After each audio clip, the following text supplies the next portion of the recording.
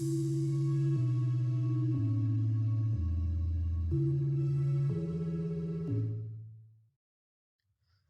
as mentioned previously, this is going to be the hand drawing aspect of CAD Engineering Graphics.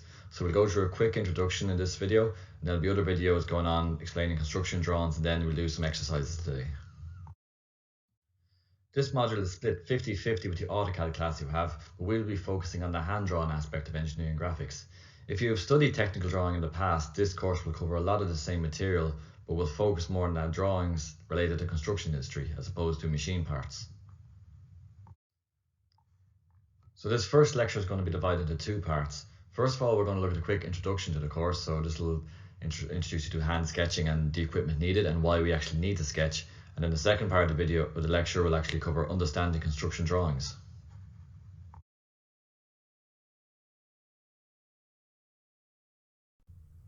So now I'm just going to go through some of the drawing equipment that we're going to use for this course. First thing we're going to look at is a college drawing board.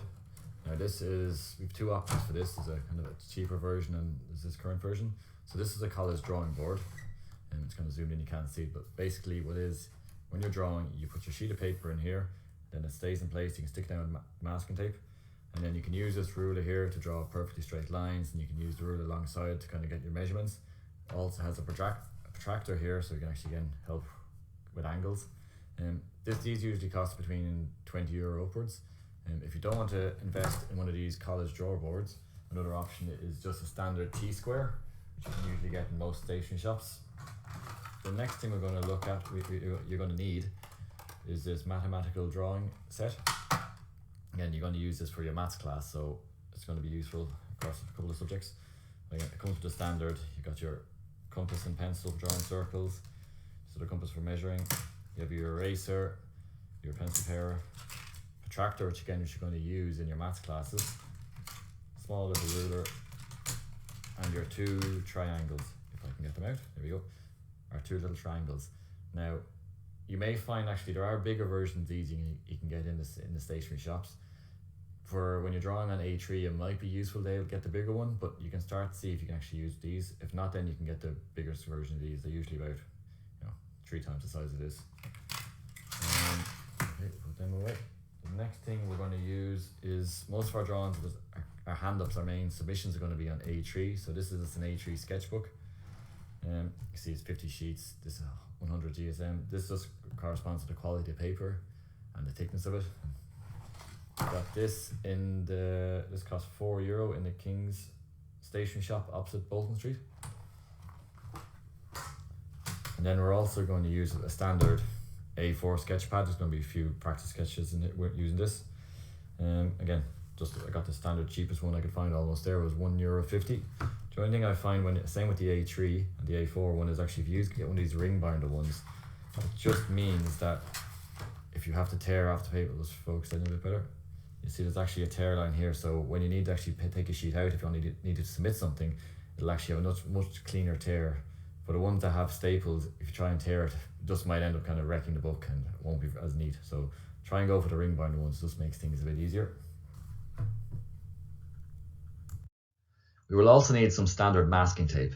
This is going to be used to stick your paper down onto the drawing board or onto the table so it doesn't move about as you're drawing or erasing things.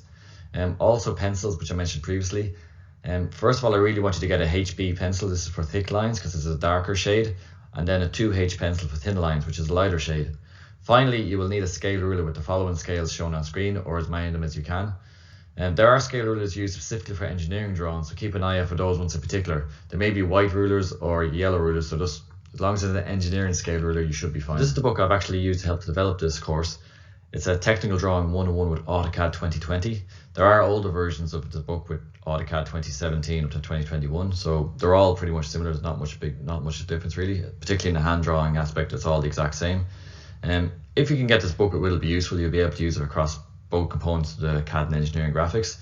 If not, I'm going to provide the notes anyway, but it's up to yourself. It's just a very useful reference tool to have.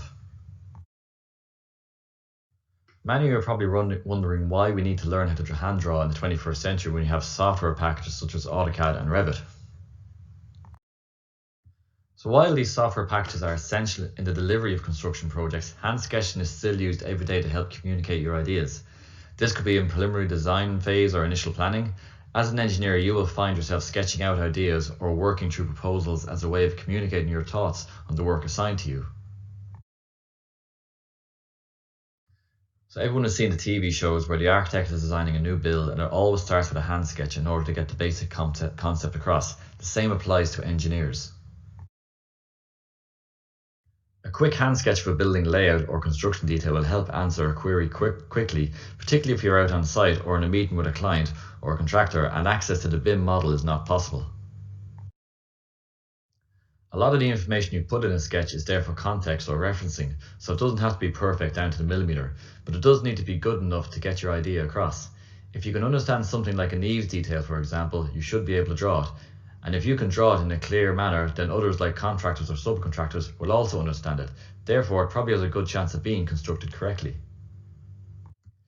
This video shows an architect having a meeting with a structural engineer who is part of the design team for a project. This is taken from the YouTube channel 30 by 40 Design Workshop and is a good representation of how architects and engineers work together, although I'm not sure engineers and architects are always so polite to each other as these two are.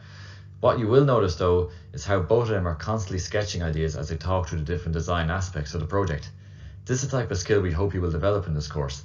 Think of sketching as another tool in your communication toolset. You will be sketching in a number of subjects this year and again in later years, particularly when you get to final year, so hopefully the skills you learn here will transfer to other modules as well.